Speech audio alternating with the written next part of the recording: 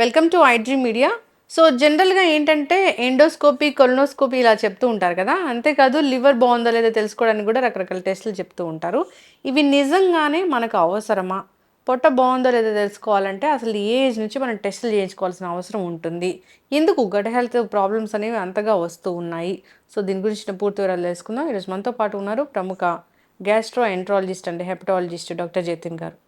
Doctor గారు నమస్తే అండి. నమస్తే. డాక్టర్ గారు, ఈ మధ్యకాలంలో ఎవరిని చూసినా కడుపులో మంట, యాసిడిటీ ఇలా చెప్తూ ఉన్నారు. పొట్ట బాగాలేదు అంటే గట్ హెల్తే బాగాలేదని చెప్తూ ఉన్నారు. అది బాగుందో లేదో తెలుసుకోవాలంటే టెస్టులు రాస్తూ ఉంటారు. దాంట్లో ముఖ్యంగా ఎండోస్కోపీ, కొలనోస్కోపీ ఇలా చెప్తూ ఉంటారు కదా. పూర్తి వివరాలండి డాక్టర్ గారు. బాగున్నా బాగాలేకపోయినా అసలు ఒకసారి చేయించుకోవాలా దీన్ని? సో ఫస్ట్ థింగ్ కొలనోస్కోపీ అండి, చాలా ఇంపార్టెంట్. చాలామందికి కోలోన్ అంటే పెద్ద పేగులో పూతలాగా క్యాన్సర్ లాగా తోని చనిపోవడం జరుగుతుంటుంది చాలా మందికి. రీసెంట్గా కోలోరెక్టల్ క్యాన్సర్ అనేది పెరుగుతుంది ఇయర్ ఆన్ ఇయర్. దాని ఇన్సిడెన్స్ అండ్ ప్రివలెన్స్ కూడా పెరుగుతుంది. సో మనం ఎర్లీ స్టేజ్లో కోలాన్ క్యాన్సర్ని కనిపెట్టాలి అంటే కోలోనోస్కోపీ ఒకటే మనకు solution. That is the best solution. దాంట్లో ఏం చేస్తామంటే ఒక కెమెరాతోని మనం లోపలికి వెళ్ళి పెద్ద పేగులో చూస్తాం. చిన్న చిన్న పాలిప్స్ అంటే కురుపుల్లాగా ఉంటాయి అనమాట. అవి కనబడితే మనం చాలా ఈజీగా సర్జరీ లేకుండా అప్పుడే మనం తీసేయచ్చు మెజారిటీ ఆఫ్ ద పాలిప్స్ని. స్టార్టింగ్ స్టేజ్లో తీసేయడం వల్ల మనం అది క్యాన్సర్గా మారే ముందే మనం తీసేస్తాం. అసలు ఈ పాలిప్స్కి అసలు సిమ్టమ్సే ఉండవు. మనకి కోలాన్ పెద్ద పేగు క్యాన్సర్ వచ్చింది, దానికి సిమ్టమ్స్ వచ్చేదాకా వెయిట్ చేసామంటే ఆల్రెడీ అది చాలా వరకు స్ప్రెడ్ అయి ఉంటుంది. ఎవరైతే మోషన్స్లో బ్లడ్ బరువు తగ్గిపోయి మా దగ్గర తీసుకొని వస్తారో, మేము క్యాన్సర్ చేస్తామో, చాలా మందికి ఆల్రెడీ అది పేగు దాటి స్ప్రెడ్ అయిపోయి ఉంటుంది. అండ్ వాళ్ళ చాలా చాలా ఇంక్రీజ్ అవుతుంది. ఎందుకంటే మన డైట్ వెస్టర్నైజ్ అయిపోతుంది, మన ఫైబర్ కన్జంప్షన్ తగ్గిపోయింది, తర్వాత ఫిజికల్ యాక్టివిటీ తగ్గిపోయింది, రెడ్ మీట్ కన్జంప్షన్ పెరిగింది. Lot of our diet and life style factors are responsible for increase in the colon cancer. So యుఎస్లో అయితే ఖచ్చితంగా అందరికీ లక్షణాలు ఉన్నా లేకున్నా కూడా 45 ఏజ్ పైన అందరికీ కొలనోస్కోపీ చేయించుకోవాల్సిందే. మన ఇండియాలో ఎందుకు మరి ఆ రూల్ పెట్టలేదు అని అడిగితే, మన కొలనోస్కోపీ కాస్ట్ వచ్చేసి సమ్వేర్ బిట్వీన్ 6,000 నుంచి 8,000 మధ్యలో ఉండొచ్చు depending on the hospital. But at a national level మనం అందరికీ ఈ రూల్ పాస్ చేస్తే మన దగ్గర అంత ఇన్ఫ్రాస్ట్రక్చర్ లేదు అండ్ కాస్ట్ బెనిఫిట్ అనాలిసిస్ చూసుకుంటే మనకి వర్కౌట్ అవుతుంది అనేది నేషనల్ లెవెల్లో థింకింగ్. అది వాళ్ళ పాయింట్ ఆఫ్ వ్యూ బాగానే ఉంది. But if you look at individual point of view, urban life style, మన సిటీలో ఉన్న మన పాపులేషన్ తీసుకుంటే, రీసెంట్గా పెద్ద కార్పొరేట్ హాస్పిటల్లో జరిగిన స్టడీలో కూడా మన దగ్గర ప్రివిలెన్స్ యూఎస్లో కన్నా ఇంకా ఎక్కువ ఉంది. సో సిటీలో ఉన్న వాళ్ళకి అట్లీస్ట్ మనము రికమెండేషన్ ఇవ్వాల్సిందే. And anybody who is above age of 45, we would recommend that you get a colonoscopy done. Better safe than sorry. Colonoscopy అంటే అది కూడా ఎండోస్కోపీ లాగా ఒక కెమెరా ఉంటుంది, అట్లాగే ఉంటుందా? యా, ఆల్మోస్ట్ ఒక 1 సెంటీమీటర్ ట్యూబ్ అండి. దాని ఎడ్జ్లో లైట్ కెమెరా ఉంటుంది, ఫ్లెక్సిబుల్ ట్యూబ్. దానివల్ల పెయిన్ ఏమి ఉండదు, మైల్డ్ డిస్కంఫర్ట్ ఉంటుంది. మనం మలద్వారం ద్వారా లోపలికి వెళ్తాము, టిపికలీ 15 to 20 minutes మధ్యలో పడుతుంది. కొంచెం డిస్కంఫర్ట్ తక్కువ, అంటే డిస్కంఫర్ట్ వద్దనుకుంటే కొంచెం మైల్డ్ అనెస్థీషియా ఇస్తాం. అంటే జనరల్ అనెస్థీషియా ఇంట్యూబేషన్ లా కాకుండా కాన్షియస్ సెడేషన్. వెంటనే మీకు మళ్ళీ మేలుకు వచ్చేస్తుంది. 20 minutesలో ప్రొసీజర్ అయిపోతుంది. మలద్వారంలో వెళ్ళి మొత్తం పెద్ద పేగు అంతా చూసి వచ్చేస్తాం. ఓకే, దీంట్లో ఏమేమి తెలుసుకోవచ్చు అసలు ఈ కొలనోస్కోపీలో? యా, సో కొలనోస్కోపీలో మనకి పెద్ద పేగులో అల్సర్ ఉన్నా, క్యాన్సర్ ఉన్నా, క్యాన్సర్ యొక్క స్టార్టింగ్ స్టేజ్ పాలిప్ ఇందాక చెప్పినట్లు, అలా కాకుండా కొన్ని డైవర్టికులైటిస్ అంటాం, అంటే మనం అవుట్ పోచింగ్స్ ఏమైనా ఉన్నా, లేకపోతే ఎలాంటి డిసీజెస్ ఉన్నా కూడా, ఇన్ఫెక్షన్స్ ఉన్నా కూడా, ఇన్ఫ్లమేటరీ బవల్ డిసీజ్ ఐబిడి అంటాం, అల్సరేటివ్ కొలైటిస్ కానీ, క్రాన్స్ కానీ విని ఉంటారు. ఎటువంటి డిసీజ్ అయినా కూడా మనం డైరెక్ట్గా కెమెరాతో లోపలికి వెళ్తేనే తెలుస్తుంది. చాలా మంది అడుగుతారు, మనం కొలనోస్కోపీ అయితే వద్దు, భయపడతాను, అది ఏంటో అనేది తెలియకుండా వేరే ఏదైనా చేయొచ్చు అంటే స్కాన్ చేయొచ్చు. కానీ స్కాన్ లిమిటేషన్స్ ఉంటాయి అన్నమాట. చాలా అడ్వాన్స్ స్టేజ్కి వెళ్ళిన తర్వాతనే మనకి స్కాన్లో పికప్ చేయగలుగుతాం. ఎర్లీ స్టేజ్లో డయాగ్నోస్ చేయాలి, అక్యురేట్గా చేయాలంటే కొలనోస్కోపీయే the best. Colonoscopy only test కోసమేనా, ట్రీట్మెంట్ కోసం కూడా వాడతామా? Yes, very important. కొలనోస్కోపీలో మనము ఒకవేళ సపోజ్ మనకి బ్లీడింగ్తో వచ్చారనుకోండి, ఒకవేళ అక్కడ ఎక్కడన్నా ఆర్టరీ నుంచి బ్లీడింగ్ అవుతుంది అనుకోండి, మనం కొలనోస్కోపీ ద్వారా ఎక్కడి నుంచి బ్లీడింగ్ అవుతుందో చూసి అక్కడ మనం ఆపేయగలుగుతాం. క్లిప్ వేయడం కానీ, కరెంట్తో దాన్ని బర్న్ చేయడం కానీ, అలా చేయడం వల్ల మనం ట్రీట్మెంట్ ఆఫర్ చేస్తున్నాం. వాళ్ళకి కడుపు కోసి ఆపరేషన్ చేసి అది బ్లీడింగ్ని ఆపాల్సిన అవసరం లేదు. ఇప్పుడు మనకున్న అడ్వాన్స్ టెక్నిక్స్ ద్వారా కొలనోస్కోపీ ద్వారానే బ్లీడింగ్ ఆపొచ్చు. చిన్న polyps, pre cancer stage, early స్టేజ్లో ఉన్న క్యాన్సర్స్ని మనము ఈఎస్డి, ఈఎంఆర్ అనే పద్ధతుల్లో పూర్తిగా సర్జరీ, ఎండోస్కోపిక్ సర్జరీ చేసేయచ్చు without any cut on skin, that to with very minimal. అదే రోజు మనం డిశ్చార్జ్ కూడా చేసి ఇంటికి పంపించచ్చు. ఓకే. సో అలా కాకుండా ఈవెన్ ఒకవేళ డైవర్టికులర్ బ్లీడింగ్స్ కానీ చాలా మల్టిపుల్ అప్లికేషన్స్ ఉన్నాయన్నమాట. మనం ఒకవేళ ఇంటెస్టైన్ అనేది బ్లాకేజ్ అయింది అనుకోండి, మనం మెటల్ స్టెంట్ వేసి దాన్ని ఓపెన్ చేయొచ్చు. ఒకప్పుడు మనం ఇట్లా బ్లాకేజ్ ఉంటే కట్ చేయడమే సొల్యూషన్. సో కొన్ని కండిషన్స్లో స్టెంట్ వేసి దాన్ని మనం పెద్ద చేయొచ్చు దారిని. సో స్టెంట్ ఇట్లాంటి చాలా చాలా ట్రీట్మెంట్స్ అవైలబుల్ ఉన్నాయండి. ఇప్పుడు పెద్ద పేగు హెల్దీగా ఉంది అంటే ఎట్లా ఉంటుంది, బాగాలేదు అంటే ఎలాంటి లక్షణాలు కనిపిస్తాయి? సో మనం యాజ్ అ బ్లాంకెట్ రికమెండేషన్ అందరూ ఒకవేళ కొలనోస్కోపీ స్క్రీనింగ్ చేయించుకోలేకపోతే there are some high risk features అనమాట. ఈ లక్షణాలు ఉన్న వాళ్ళు మాత్రం కొలనోస్కోపీ చేయించుకుంటే చాలా బెటర్. ఎవరు అంటే చాలా కాలంగా మలబద్ధకంతో బాధపడుతున్న వాళ్ళు, రీసెంట్గా ఇంకా సివియారిటీ పెరగడం కానీ, లేకపోతే మీరు యూజ్ చేసే నార్మల్ లాక్సేటివ్స్తో రెస్పాన్స్ లేకపోవడం కానీ, కొన్ని అలారం సిమ్టమ్స్ అంటాం. అలారం సిమ్టమ్స్ అంటే బరువు తగ్గిపోవడం ఇన్వాలంటరీగా, తర్వాత మోషన్లో బ్లడ్ వస్తే మాత్రం, తర్వాత కడుపులో విపరీతమైన నొప్పి కానీ, వాంతులు కానీ, వేరే ఎటువంటి ఫీచర్స్ ఉన్నా అప్పుడు మనం కొలనోస్కోపీ చేసి చూడడం బెటర్. అండ్ బ్లీడింగ్తోనే చాలామంది వస్తూ ఉంటారు. Majority of the cause for bleeding is piles కానీ లేకపోతే ఫిజర్ కానీ ఉంటుంది, హర్షమూలలు కానీ. మనము దాన్ని క్యాన్సర్ వల్ల బ్లీడింగా లేకపోతే అల్సర్ వల్ల బ్లీడింగా అని ఎలా డిఫరెన్షియేట్ చేయడం అనేది చాలా ఇంపార్టెంట్.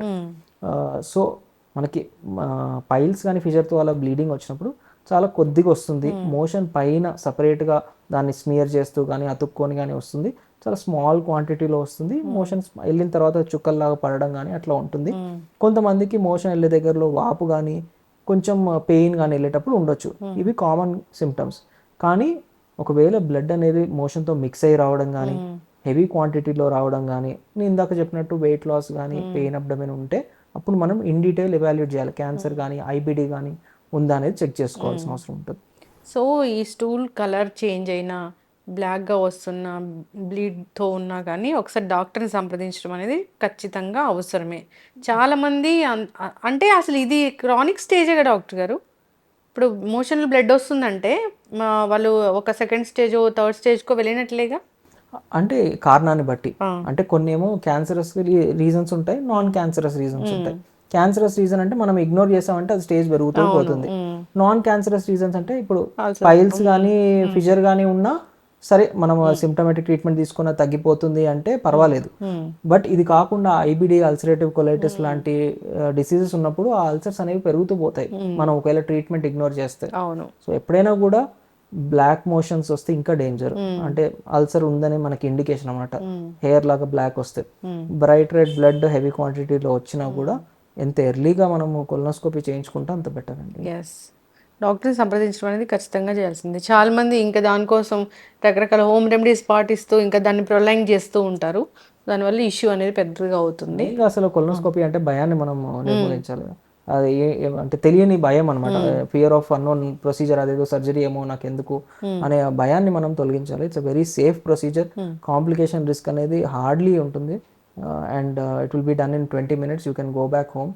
ఆ రోజు అసలు భయపడాల్సిన అవసరం లేదు. ఇప్పుడు ఒక 40-45 years వస్తే జనరల్గా మనం హార్ట్ చెకప్లు, బీపీలు, షుగర్లు ఎలా చెక్ చేయించుకుంటామో ఇది కూడా మన పెద్ద పేగు బాగుందా లేదా అనేది కొలనోస్కోపీ ద్వారా చేయించుకోవడం అవసరమే డాక్టర్ గారు. ఖచ్చితంగా అండి. అంటే మన క్యాన్సర్ ఉందా లేదా అని కనిపెట్టడం ఎంత ఇంపార్టెంటో ఇప్పుడు అందరికీ ప్రజలకు తెలుసు. సో ఎర్లీ స్టేజ్లో కనిపెట్టాలి, మనం దాన్ని నిర్మూలించాలి అంటే కొలనోస్కోపీ 45 years తర్వాత చేయడం బెటర్. చక్కగా చెప్పారు డాక్టర్ గారు. ఇక ఎండోస్కోపీ అంటే జనరల్గా అసలు భయం వేస్తూ ఉంటుంది. అది ఒక పెద్ద పైప్ ఉంటుంది, దానికి ఒక కెమెరా ఉంటుంది, వెళ్ళేటప్పుడు నొప్పి వస్తూ ఉంటుంది, ఇలా చెప్తూ ఉంటారు. అసలు ఎండోస్కోపీ అనేది ఎందుకు అవసరం, చేయించుకుంటే నిజంగానే అంత పెయిన్ఫుల్గా ఉంటుందా, ఆ రోజంతా హాస్పిటల్లోనే ఉండాలా, దీనివల్ల అసలు ఏం రూల్ అవుట్ చేయగలం మనం? ఎండోస్కోపీ కూడా చాలా ఇంపార్టెంట్ టెస్ట్ అండి. సో ఎవిడెన్స్ బేస్డ్ ప్రాక్టీస్ అంటాం. మనం ఏంటంటే మీకున్న లక్షణాలకి అంచనా వేసి మీకు అల్సర్ ఉండొచ్చు, మీకు గ్యాస్ట్రైటిస్ ఉండొచ్చు, మీకు గర్డ్ ఉండొచ్చు అని ట్రీట్మెంట్ అనేది మైల్డ్ సిమ్టమ్స్ ఉన్న వాళ్ళకి స్టార్టింగ్లో ఇస్తాం సరే. కానీ సిమ్టమ్స్ రెస్పాండ్ అవ్వట్లేదు అంటే మనం ఏంటి దాని రూట్ కాజ్ అనేది ఐడెంటిఫై చేయాలి. దానికి ఎండోస్కోపీ ఈజ్ వెరీ ఇంపార్టెంట్. ఎండోస్కోపీలో ఏం చేస్తామంటే మన నోటి ద్వారా మనం ఫుడ్ వెళ్ళే దారిలోనే మన గొంతులోంచి అన్నవాహికలోకి స్టమక్ వరకు చిన్న పేగు యొక్క మొదటి భాగం వరకు డియోడినం వరకు చూడగలుగుతాం. సో ఇందులో ఇది యూజువలీ 10 minutes పడుతుంది. అండ్ మత్తు మందు అనేది కొంతమందికే ఇస్తాము. చాలామంది వితౌట్ సెడేషన్ కూడా బాగానే టాలరేట్ చేయగలుగుతారు. లోకల్ అనస్థీషియా స్ప్రే చేస్తాం అనమాట. ఆ లోకల్ అనస్థీషియా స్ప్రే చేయడం వల్ల గొంతు మొద్దుబారిపోతుంది. అలా చేయడం వల్ల మనము ఈజీగా చేయగలుగుతాం. లేదు మనకి డిస్కంఫర్ట్ అసలే వద్దు అనుకుంటే మనం షార్ట్ సెడేషన్ తీసుకోవచ్చు. దీనికి ఎండోస్కోపీకి అసలు అడ్మిషన్ అవసరం లేదు. ఓపీడీ బేసిస్లో చేస్తాము. వెంటనే మీరు వెళ్ళిపోవచ్చు. ఒకవేళ మీరు ఆ రోజు మత్తు కనుక తీసుకున్నారనుకోండి, ఆ పావు గంటలో మీరు మళ్ళీ మేలుకు వచ్చేస్తుంది. కానీ ఆ రోజు మీరు డ్రైవింగ్ చేయకూడదు. యూ హ్యావ్ టు, మీరు ఎవరైనా తోడు తీసుకొని రావాలి. దీంట్లో మనం ముఖ్యంగా చూసేది ఏంటి అంటే, ఇప్పుడున్న గ్యాస్ట్రిక్ సమస్యలు, కడుపులో మంట, ఉబ్బరము, ఛాతీలో మంట, పుల్లని తేన్పులు, దీనికి రూట్ కాజ్ అనేది కనిపెడతాం. ఏమై ఉంటుంది దీనికి రూట్ కాజ్ అంటే, స్టమక్లో అల్సర్ ఉండొచ్చు. తర్వాత హైటస్ హర్నియా అంటాం, అంటే అన్నవాహికకి కడుపుకి మధ్యలో ఉన్న వాల్వ్ ఫంక్షన్ లూజ్ అవుతే అప్పుడు యాసిడ్ అనేది కడుపులోంచి ఛాతిలోకి వెళ్తుంది. దీనివల్ల ఛాతిలో మంట రావడం, ఛాతిలో నొప్పి రావడం, చాలామంది ఇది గుండె జబ్బేమో అనుకొని కార్డియాలజిస్ట్ దగ్గరికి వెళ్ళడం, వాళ్ళు టెస్ట్ చేసి లేదని మా దగ్గర పంపించడం చేస్తుంటారు. హర్నియా ఉందా, అల్సర్ ఉందా, తర్వాత హెచ్ పైలోరీ అంటే హెలికోబ్యాక్టర్ పైలోరీ అనే ఒక బ్యాక్టీరియల్ ఇన్ఫెక్షన్. ఇది చాలా కామన్గా ఉంటుంది. Almost 40-50% prevalence. అంటే మనం అందరిలో టెస్ట్ చేస్తే ప్రతి రెండో వ్యక్తిలో కూడా ఉండొచ్చు, కానీ అందరికీ మనం చెక్ చేయాల్సిన అవసరం లేదు. బట్ అట్లీస్ట్ లక్షణాలు ఉన్న వాళ్ళకి, ఫ్యామిలీ హిస్టరీలో ఎవరికైనా కడుపు క్యాన్సర్ ఉన్న వాళ్ళకి చేయించడం చాలా ఇంపార్టెంట్ అండి. పెద్ద వయసులో ఉన్న వాళ్ళకి, రీసెంట్ చేంజ్ అయిన సిమ్టమ్స్, గ్యాస్ట్రిక్ సిమ్టమ్స్ మీకు తగ్గట్లేదు అనుకుంటే చేస్తే చాలా కేసెస్లో క్యాన్సర్ని ఎర్లీ స్టేజ్లో కనిపెట్టగలిగాం, అల్సర్ని కనిపెట్టి దాని ట్రీట్మెంట్ ఇవ్వగలిగాం, బ్యాక్టీరియాని కనిపెట్టి దానికి మనం ఒక యాంటీబ్యాక్టీరియల్ కోర్స్ ఇచ్చేస్తే కంప్లీట్గా కిల్ చేయడం వల్ల చాలా వరకు రెస్పాన్స్ ఉంటుంది.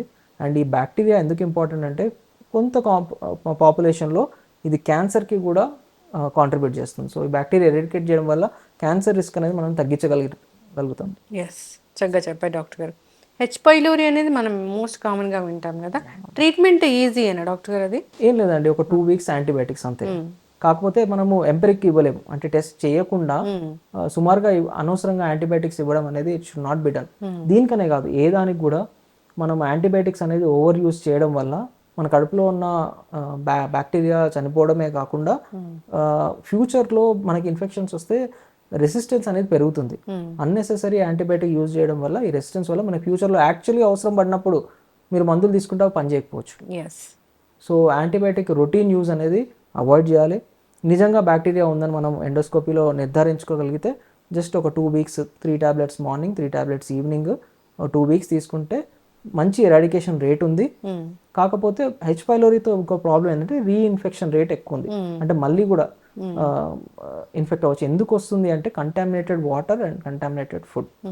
సో మనం ఎక్కడ బయటకు వెళ్ళినప్పుడు కూడా, ఎస్పెషల్లీ ఇట్లాంటి ఇన్ఫెక్షన్ వల్ల ఇబ్బంది కలిగిన వాళ్ళకి, ట్రీట్మెంట్ తీసుకున్న వాళ్ళకి మళ్ళీ రాకుండా ఉండాలి అంటే మీరు వాటర్ అనేది ఆరో మాత్రమే, లేకపోతే బాటిల్ వాటర్ మాత్రమే తీసుకోవడము, అన్హైజీనిక్ ప్లేసెస్లో తినకుండా ఉండడం, ఇంట్లో కూడా ఓన్లీ ఆరో వాటర్ కన్జ్యూమ్ చేయడం, ఇట్లాంటి ప్రికాషన్స్ తీసుకోవడం వల్ల ప్రివెంట్ చేయగలుగుతాం. ఓకే, చక్కగా చెప్పారు డాక్టర్ గారు. సో ఇది కూడా మనము ఒక 40 years ఆఫ్ ఏజ్లో, అంటే ఏదైనా లక్షణాలు ఉంటే చేయించుకోవాలా, లేదంటే నార్మల్గానే టెస్ట్ చేయించుకోవాలి? సో కొలనోస్కోపీ అయితే లక్షణాలు ఉన్నా లేకున్నా 45-50 years దాటిన వాళ్ళకైతే ఖచ్చితంగా చేసుకోమని రికమెండ్ చేస్తాను, కానీ ఎండోస్కోపీ అందరికీ రికమెండ్ చేయలేనండి. కొన్ని areas of the world, for example జపాన్లో ఏంటంటే గ్యాస్ట్రిక్ క్యాన్సర్ ప్రివిలెన్స్ చాలా ఎక్కువ అనమాట. సో ఆ పాపులేషన్లో మనం ఎండోస్కోపీ అందరికీ యాజ్ అ స్క్రీనింగ్ మొడాలిటీ వాళ్ళు రికమెండ్ చేశారు. బట్ యాజ్ ఆఫ్ నో మన ఇండియాలో కోలాన్ క్యాన్సర్కి ఉన్నంత ప్రివిలెన్స్ గ్యాస్ట్రిక్ క్యాన్సర్కి అంత లేదు. సో అట్ దిస్ పాయింట్ మేము రొటీన్గా అయితే రికమెండ్ చేయము. బట్ ఎస్, గ్యాస్ట్రిక్ సమస్యలు ఉన్నవాళ్ళు, పెద్ద వయసులో ఉన్నవాళ్ళు, తర్వాత అలామ్ సిమ్టమ్స్ ఎట్లాంటివి అంటే బ్లడ్ వామిటింగ్స్ కానీ, బ్లాక్ మోషన్స్ కానీ, తర్వాత మింగడంలో ఇబ్బంది, అంటే ఫుడ్ ఆగిపోవడం కానీ, మింగలేకపోతున్నాము, తర్వాత విపరీతమైన కడుపు నొప్పి, బరువు తగ్గిపోతున్నాము అన్నప్పుడు మనకి డౌట్ అనేది క్యాన్సర్ ఆర్ అల్సర్కి చాలా హై ఉంటుంది. అలాంటి వాళ్ళకి ట్రీట్మెంట్ మన సింపుల్ గ్యాస్ట్రిక్ మెడికేషన్స్ ఇంప్రూవ్ కాని వాళ్ళు ఎండోస్కోపీ చేయించమని రికమెండ్ చేస్తాను. చక్కగా చెప్పారు డాక్టర్ గారు. అయితే ఇప్పుడు మనం లివర్ ఇష్యూస్ అనేది కూడా బాగా చూస్తూ ఉన్నాము. ఈ లివర్ బాగుందో లేదో తెలుసుకోవాలంటే ఒక బ్లడ్ టెస్ట్ సరిపోతుందా, దానికి స్కాన్ అనేది అవసరమా? సో చాలా ఇంపార్టెంట్ అండి. Liver health is very important, one of the most important organ of our body. మనం చాలా ఇంపార్టెన్స్ హార్ట్కి ఇస్తాం, కానీ liver performs more than 500 functions. And liver హెల్తీగా ఉంచుకోవడం ఎంత ఇంపార్టెంట్ అంటే, దాని 80%-90% డ్యామేజ్ అయ్యేంత వరకు మీకు అసలు ఎటువంటి లక్షణాలు ఉండవు. అండ్ చాలామందికి అవేర్నెస్ కూడా లేదు అసలు లివర్ని ఎలా కాపాడుకోవాలనేది. ముఖ్యంగా మన లివర్ ఖరాబ్ అవ్వడానికి మెయిన్ కారణాలు చూసుకుంటే ఆల్కహాల్ ఫస్ట్ కారణం, second fatty liver, third viral hepatitis. మనం రీసెంట్గా వరల్డ్ హెపటైటిస్ డే సెలబ్రేట్ చేసుకున్నాం. సో ఈ మూడు చూసుకుంటే ఎవరైతే ఎక్కువ ఆల్కహాల్ కన్జ్యూమ్ చేస్తున్నారో, బాగా ఊబకాయంతో సఫర్ అవుతున్న వాళ్ళు, obesity, cholesterol, diabetes, heart disease ఉన్న వాళ్ళు, వీళ్ళు అల్ట్రాసౌండ్ ఖచ్చితంగా చేయించుకోవాలండి. అల్ట్రాసౌండ్ సింపుల్ టెస్ట్, అందరూ మనం రొటీన్ యాన్యువల్ హెల్త్ చెకప్లో చేసుకునేదే. దాంట్లో ఫ్యాటీ లివర్ అని చూస్తారు, కానీ చాలామంది ఫ్యాటీ లివర్ అందరికీ ఉంటుందని ఇగ్నోర్ చేస్తారు. అలా ఇగ్నోర్ చేయకుండా దానికి ఫర్దర్గా మనం ఇంకొక 2 టెస్టులు రికమెండ్ చేస్తాం. ఏంటంటే, ఒకటి లివర్ ఫంక్షన్ టెస్ట్, మనం ఆల్రెడీ ప్యాకేజ్లో ఉంటుంది. బిలిరూబిన్, ఏఎస్టీ, ఏఎల్టీ అండ్ ఈ వాల్యూస్ అనేవి ఒకవేళ అబ్నార్మల్ ఉన్నాయనుకోండి, ఖచ్చితంగా మీరు గ్యాస్ట్రెంట్రాలజిస్ట్ కానీ హెపటాలజిస్ట్ కానీ కన్సల్ట్ చేయాలి. అండ్ వీళ్ళకి మేము ఏం చేస్తామంటే ఫైబ్రో స్కాన్ అని ఒక అడ్వాన్స్ స్కాన్ చెప్తాం. సో ఆల్కహాల్ తీసుకున్న వాళ్ళు కానీ, ఊబకాయం, కొలెస్ట్రాల్, షుగర్ వ్యాధులతో బాధపడుతున్న వాళ్ళు అల్ట్రాసౌండ్ చేసినప్పుడు ఫ్యాటీ లివర్ అని తెలిసినప్పుడు liver function test and fibro scan చేసుకుంటే బెటర్ అండి. లివర్ ఫంక్షన్ టెస్ట్లో బిలిరూబిన్ కానీ ఏఎస్టీ, ఏఎల్టీ లెవెల్స్ అబ్నార్మల్ ఉంటే మీకు మెడికేషన్ ఇవ్వాల్సిన అవసరం ఉంటుంది. అండ్ ఫైబ్రో స్కాన్లో ఏం చూస్తామంటే, ఫైబ్రో స్కాన్ అంటే అల్ట్రాసౌండ్ లాంటి స్కానే, జస్ట్ మనకు బయట నుంచి పెట్టి చేసేది. దాంట్లో 2 వాల్యూస్ వస్తాయి. ఒకటి క్యాప్ స్కోర్, అంటే మనం లివర్లో ఎంత మోతాదులో ఫ్యాట్ డిపాజిట్ అయింది అనే దాన్ని బట్టి అక్యురేట్ స్టేజింగ్ ఉంటుంది. అల్ట్రాసౌండ్లో ఇచ్చే గ్రేడ్ 1, గ్రేడ్ 2 అనేది ఇంపార్టెంట్ కాదు, అది అక్యురేట్ కూడా కాదు. సో మన ఫైబ్రో స్కాన్లో చేసేది చాలా అక్యురేట్ ఉంటుంది. దాంతోపాటు లివర్లో ఎప్పుడైనా కొవ్వు పేరుకుంటే, ఆల్కహాల్ వల్ల కానీ ఒబేసిటీ వల్ల కానీ, ఆ కొవ్వు అనేది కొంతమందిలో ఇన్ఫ్లమేషన్ కాజ్ చేస్తుంది, అంటే డ్యామేజ్ చేస్తుంది లివర్ని. డ్యామేజ్ చేసినప్పుడు లివర్ ఎంజైమ్స్ అనేవి పెరుగుతాయి. బాడీ హీల్ చేయడానికి ట్రై చేసినప్పుడు అది మానుకుంటుంది. మానినప్పుడు ఏమవుతుంది, మన పుండు మానితే స్కారింగ్ అయిపోతుంది కదా, అలా లివర్లో చాలా ఏళ్ళ కొద్ది స్కారింగ్ అవుతే లివర్ పర్మనెంట్ డ్యామేజ్ అయిపోతుంది. దాన్నే మనం లివర్ సిరోసిస్ అంటాం. అది ఒక్కసారి మన లివర్ సిరోసిస్ స్టేజ్కి వెళ్ళిందంటే రివర్స్ తీసుకురావడం అసాధ్యం. అప్పుడు మనకున్న ఏకైక మార్గం లివర్ ట్రాన్స్ప్లాంటేషన్. మనం ముఖ్యంగా సిరోసిస్ అయ్యి కాంప్లికేషన్ వచ్చేంత వరకు మనకి గుర్తించలేం మన లివర్లో డ్యామేజ్ అవుతుందని, ఇలా ఇన్ఫ్లమేషన్ అవుతుందని, ఎందుకంటే దానికి లక్షణాలే ఉండవు. సో మనం టెస్ట్ చేసినప్పుడు లివర్ ఫంక్షన్ టెస్ట్లో ఎంజైమ్స్ పెరిగుంటే డ్యామేజ్ అవుతున్నట్టు. ఫైబ్రో స్కాన్లో ఈ ఎల్ఎస్ఎం వాల్యూ, అంటే ఫైబ్రోసిస్ ఎంత అయింది అనేది ఎంత మోతాదులో ఉందో చెప్తుంది. అందులో ఒకవేళ high grade fibrosis, F2, F3 fibrosis ఉంది అంటే వీళ్ళకి మనం ఖచ్చితంగా లైఫ్ స్టైల్ చేంజెస్తో పాటు మందులు ఇవ్వడం వల్ల రివర్స్ చేయగలుగుతాం. సో మీ లివర్ని మనము ఫ్యూచర్ రిస్క్ ఎంత, రివర్సిబిలిటీ ఎంత ఉంది, ఎంత తీవ్రతలో డ్యామేజ్ అయింది, స్టేజింగ్, గ్రేడింగ్ చేయాలంటే ఫైబ్రో స్కాన్ అనే వెరీ సింపుల్ టెస్ట్ ద్వారా మీరు చేసుకోవచ్చు. తర్వాత లివర్ ఫంక్షన్ టెస్ట్. ఎస్, ఖచ్చితంగా డాక్టర్ గారు చాలా చక్కగా చెప్పారండి.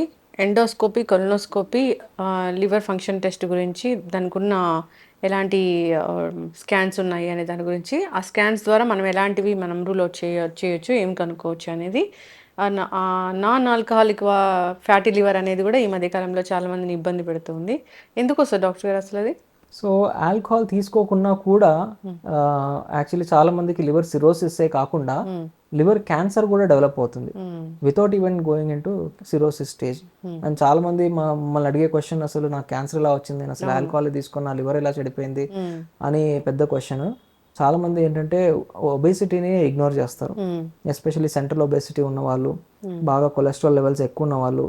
లివర్లో ఏమవుతుందంటే ఫ్యాట్ డిపాజిట్ అవుతుంది. ఆ ఫ్యాట్ అనేది మనకి ఫారెన్ బాడీ లాగా మన బాడీ ట్రీట్ చేసి ఇన్ఫ్లమేషన్ అవ్వడం వల్ల లివర్ అనేది సిమిలర్ మేనర్లో డ్యామేజ్ అయిపోతుంది. ఎందుకు వస్తుంది అంటే, ఒకటి మన unhealthy dietary habits, sedentary life style, lack of physical activity and high consumption of processed food. So ఇవే ముఖ్య కారణాలు. కొంతమంది లావు లేని వాళ్ళు కూడా ఫ్యాటీ లివర్ రావచ్చు. వీళ్ళల్లో ఏంటంటే కొన్ని జెనెటిక్ రిస్క్ ఫ్యాక్టర్స్ ఉన్నాయన్నమాట.